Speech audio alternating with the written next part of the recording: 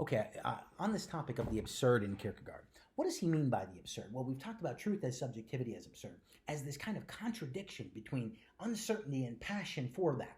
And Kierkegaard thinks what brings this out is the contradiction ultimately of the infinite and the finite, of God and the human being. How the hell does God relate to a human being? This is the infinite and the finite. How do we reach God, right?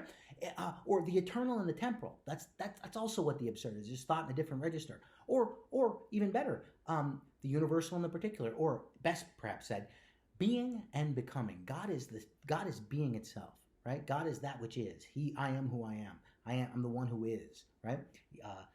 Yah Asher Yah, I am who am, or Yahweh. This is the being that is. And we're the being that has its being to be. For for Heidegger, we're the being that has its being to be. That is, we're the being that is in the process of becoming something. We're on our way to something, right?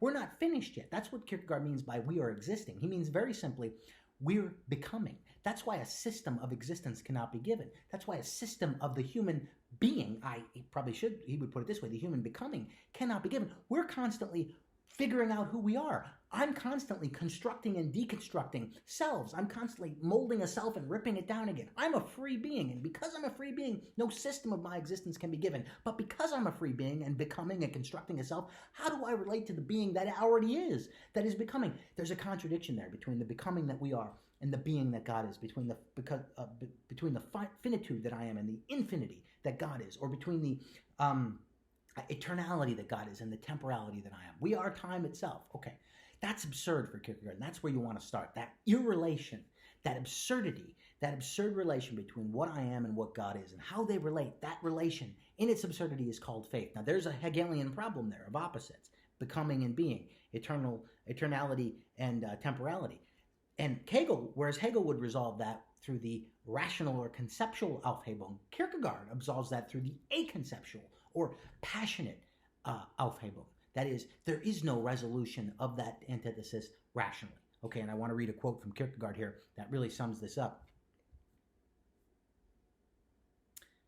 He says, "Therefore, rightly understood, there is nothing at all frightening in the category of the absurd. No, it is the very category of courage and enthusiasm. Take an analogy.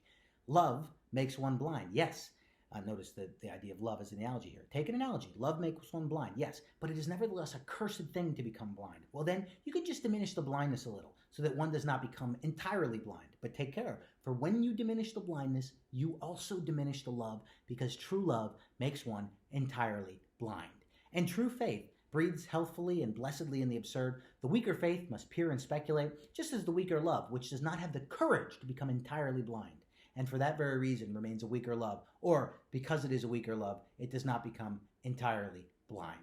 That's from the journal, one of Kierkegaard's journals, the first one, page 7, on the absurd. If you diminish the blindness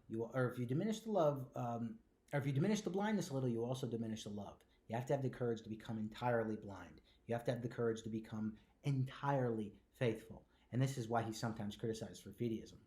That is, the idea that it's faith in the absurd, or faith without reason. So think of it this way.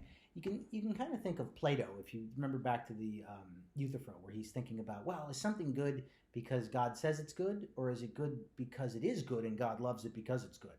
And he calls it good, or is it pious because it's good, or because God says it? In other words, does God just arbitrarily say whether something's good, or is it actually good?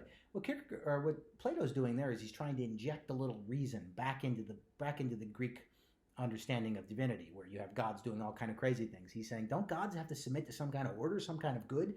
Kierkegaard is actually injecting irrationality back into what he sees as the infection of overly rational thinking into Christianity. Okay? And that injection of irrationality into the rational system of metaphysics that Christianity has inherited from the Greeks, from Plato and Aristotle, which is the fusion of Athens and Jerusalem in Catholicism, that separation of Athens and Jerusalem and that injection of irrationality is what is the beginning of what Martin Luther called deconstruction, and postmodernists have used this since then.